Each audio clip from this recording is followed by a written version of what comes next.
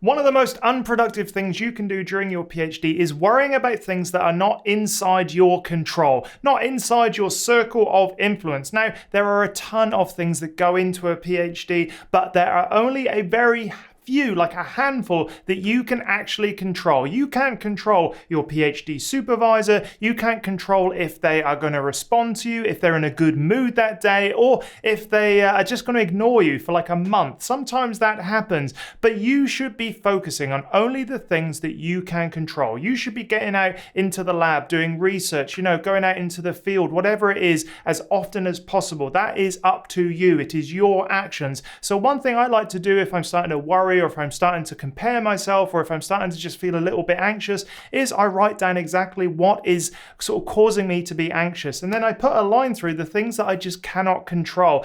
By focusing on the things you can control, you'll kind of redirect, that's the word, your attention to the things you can control, but also you'll then sort of like feel a sense of momentum, because when you are worried about something you can't control, you are always in a state of kind of waiting for that thing to resolve, or at worst, you're even sort of putting in a lot of effort to control and change this thing that you just have no influence over. So one of the most unproductive things you can do as a PhD student is focus energy and worry on the things that are completely outside of your control. Remember to redirect that attention towards things you can control, writing, getting in the lab, communicating, reading, whatever it is. And I think you'll find that you'll be able to kind of break that habit of unnecessary worry, and focusing on what you can control mean that you are going to make some sort of progress, and that is what it's all about. Little by little, making small amounts of progress every single day. That's how you get a PhD.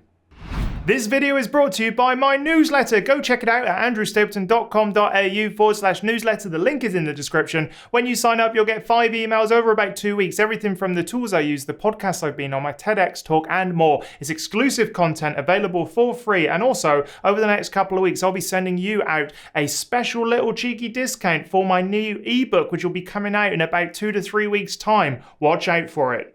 Another really unproductive PhD habit is seeking instant gratification. Now, any sort of like long-term project, it requires you to kind of put the effort in early on, but you may not see instant results, and it's almost certain you will not see instant results from your PhD efforts in the early stages. This is all about failing. It's all about building the foundations early on so that then you can kind of build up momentum. And then once you kind of get the ball rolling in the second, third, and fourth year, you start to see the results of your early efforts. But the problem is we are creatures of habit, and all of the stuff around us, all of our phones, all of our activities, all of the sort of stimulus that are coming into us, they are providing us with instant gratification, dopamine hits here, and everywhere.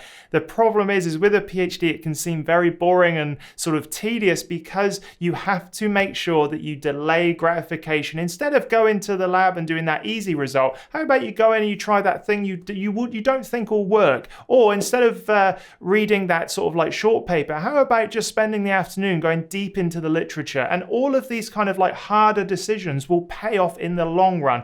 And the problem is you are currently distracted by notifications, which I keep all of my notifications off. I live a silent world where there is no sort of pinging or popping or vibrating or anything. It is just up to me to go to the devices. That's an important sort of like thing I found, just to sort of keep my mind focused in the right direction.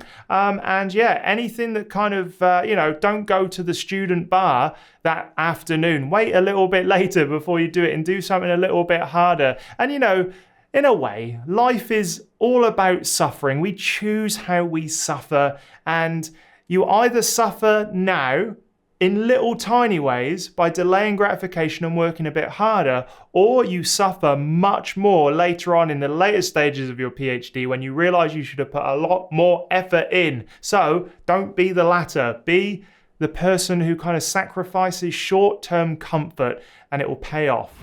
The thing about doing a PhD, and I think this is true for me, let me know in the comments if this is true for you, but I feel like I've got a lot of oppositional defiance. Like I've got an oppositional defiance to being told what to do, to listening, all of those things. If there's someone in power that's like, you must do this, I'm the first person to be like, well, how do I not do that thing, just to kind of annoy you in a way. Oppositional defiance, I think, is something that a lot of really good academics do have, because they go against the grain, they go against the general consensus. They, have got a common distrust of authority, and that's kind of a good thing. But in your PhD years, it is a terrible thing, because I kind of suffered from it a little bit. And if someone said to me, you do this in like a weird tone, or what I considered a weird tone, I would try my best to kind of like prove them wrong or whatever. And that's just not the way to make kind of a nice learning environment for yourself. But also it means that you're not really taking on criticism. You're not really sort of listening. You're always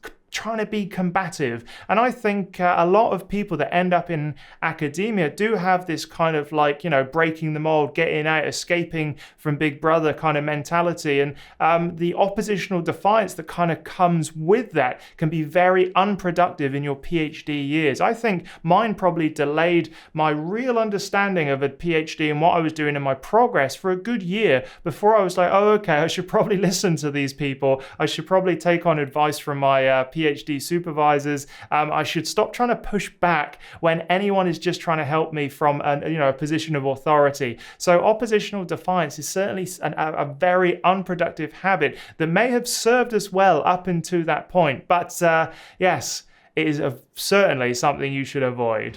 Another unproductive habit is not reading. Reading seems to be the least productive thing you can do, when in fact it is one of the most productive things you can do during your PhD, because by reading you are giving your brain, your creative ideas, fuel to think about, to kind of synthesize, to put in the context of your own research.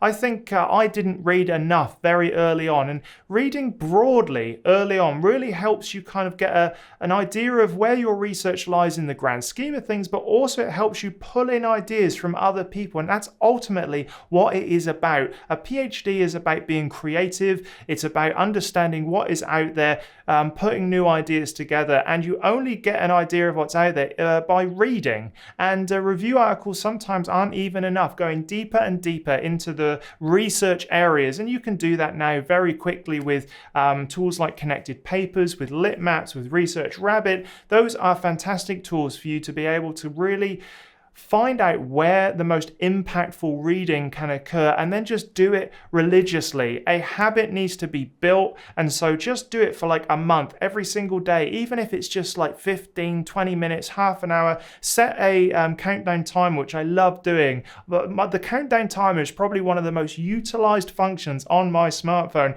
because it's just so simple. I set like, okay, I want to do this for half an hour, because if you allow yourself to be like, I'll do it for about half an hour, my experience is you tend to do it for much shorter than you should. So I always set it for, I do about an hour and a half of like writing, an hour and a half of an activity, and it really helps kind of just focus. So do that with reading. Set yourself 1 hour or half an hour, whatever you think. Don't start too big, just start like a little bit of time, like 15 minutes, and slowly increase it, and you'll find your attention span will be able to increase over like a couple of months, and you could sit down for an hour and read about stuff in your academic field, and that really helps. So get into the habit of reading, even though it feels like it is not doing, because you're not busy and active and like doing spreadsheet data or whatever. It is one of the most productive things you can do, so get reading.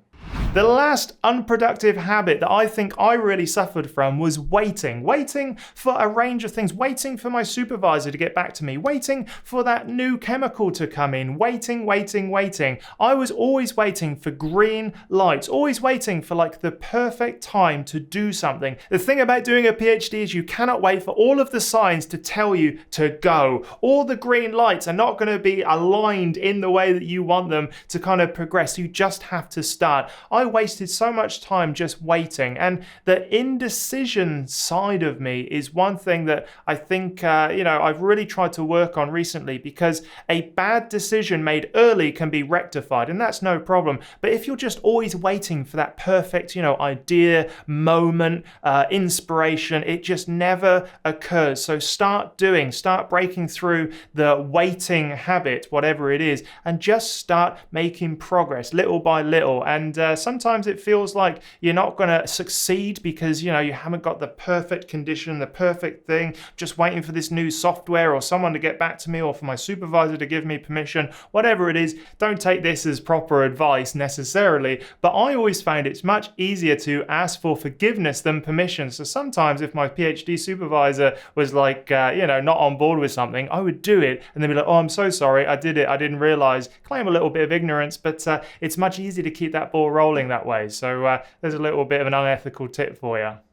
So there we have it. There are the most unproductive habits I think you can have as a PhD student. Let me know in the comments what you would add. And also go check out academiainsider.com. That's my project where I've got my ebook and soon to be ebooks, the Ultimate Academic Writing Toolkit, as well as the PhD Survival Guide. And I also have my Insider Forum where you can ask any question you want and I'll answer it. All right then, I'll see you in the next video.